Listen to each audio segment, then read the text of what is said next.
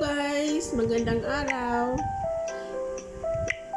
Ngayon guys, gagawa tayo ng paper truss. Kung paano siya gagawin.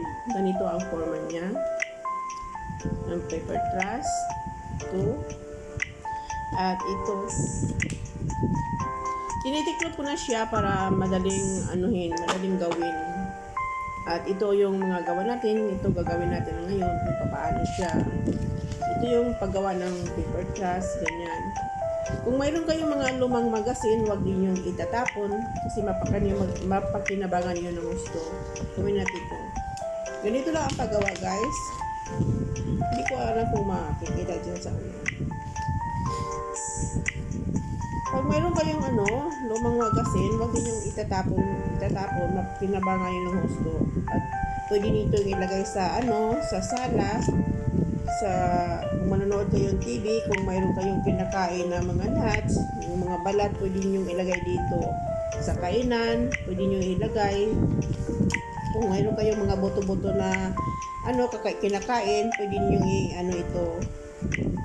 Dito ninyo, ito ang gagawin yung truss paper or truss bin. Madali lang siyang gagawin, pero sa umpisa talagang mahirap, malilito ka. Pero kung masasanay ka na, maganda kasi magagawa ka ng maraming ganito. At saka sa mga sa mga study room, pwede mong ilagay ito. Yung mga bata, pagkatapos mong gawin ito, ilak mo dito sa loob. Ganon ang ito, ilak mo ito para hindi sila bubuka. Ganyan ang niya. Pwede nyo ito ilagay sa study room. Yung mga bata, yung mga basura nila, lalo na kung mag-chop na sila sa mga pencil nila, pwede dito ilagay ang mga basura. Ganun ang forma niya, guys. Pag natapos. Ito pwede mo itong buksan. Pag bukas, ganito ang forma niya. Ganyan. Maganda siya. Tapos pwede mo rin ito ibalik. Ganon ang niya. Ganon lang. Tapos ganon.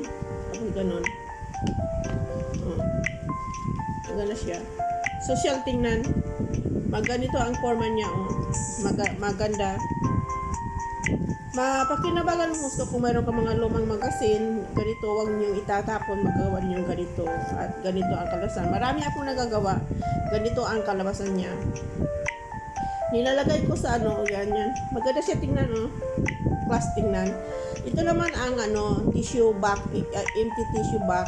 Binugupit ko lang siya, nilalagyan ko ng scotch tape para hindi siya maganda ang tingnan siya. Ganyan ang niya. Pwede mo ilagay ito sa living room, sa dining room, sa study room. Ganito ang forma niya. Makakaminos ka sa ganito siya.